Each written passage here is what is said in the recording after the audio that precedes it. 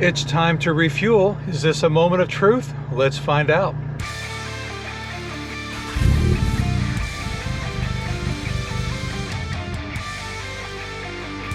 Welcome back and thanks for being here. My name is Scott, and it wasn't long ago that I shared that I had a fuel overflow while pumping gas into the car.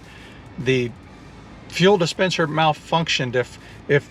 I didn't think about it while this was happening, but if there's not enough flow going through the nozzle, then there won't be enough of a Venturi effect to give the feedback through the pump that the tank is full. So my tank overflowed, and I had shared a concern that I might have flooded my evaporative canister for the fuel system, the evaporative system on the for the fuel system.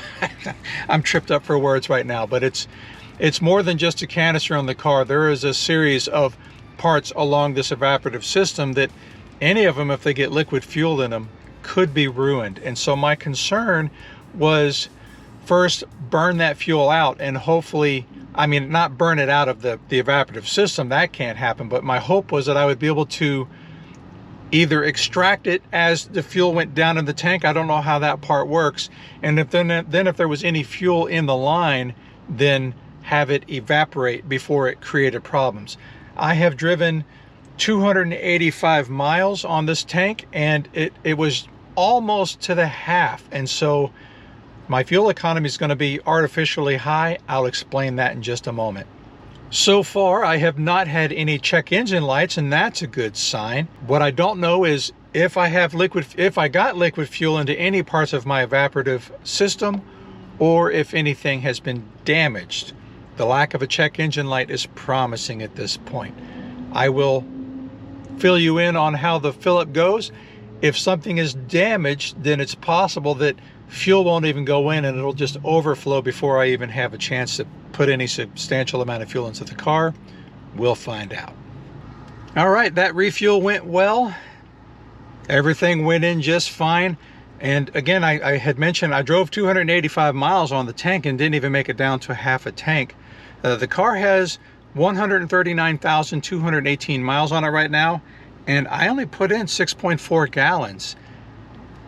And that, of course, you know, Fuelie, I put all my fill-ups in Fuelie, and it says, congratulations, this is your best tank. It came out to 44.7 miles per gallon. But like I said, that is an artificial value, because I had stuffed at least a gallon, maybe 2 gallons extra into the car.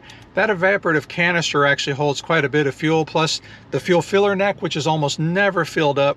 If you stop at the auto shutoff, you're not going to fill the neck up. And so I probably had crammed 2 extra gallons of fuel into the whole system, and yeah, that's 2 gallons that should not count. In fact, if I were to do the math here real quick and take those 2 gallons off, and that gives me 33.92 miles per gallon. And I suppose I could buy that. I've been doing local driving, but on rural roads where the speed limit is mostly 45.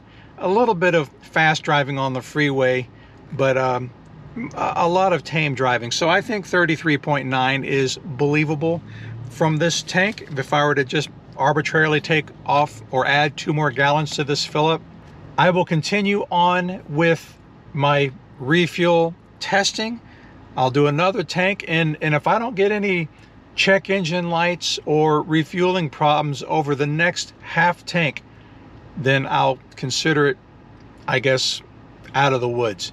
And by the way, I am driving only a half a tank at a time, not only because it's my general practice during hurricane season to always have at least a half a tank of fuel in the car, but also if something goes wrong with my evaporative system and I'm unable to put fuel in the car, I want to have enough fuel left in the car to be able to take it to a shop instead of being stranded at a fuel station because I ran it all the way to E. You should always keep at least a half a tank in your car, just in case something's wrong. Maybe you can't unlock that fuel door, or maybe you've got a problem with your evaporative system and you can't put fuel in.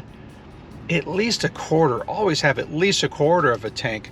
That way, if you've got a problem, you've got something to fall back on and get yourself to a shop. So All right, that's it for now. I will let you know if anything went wrong on my next fill up. I'm not going to bother shooting another sequence. As always, I appreciate you being here, and I will see you next time. Take care.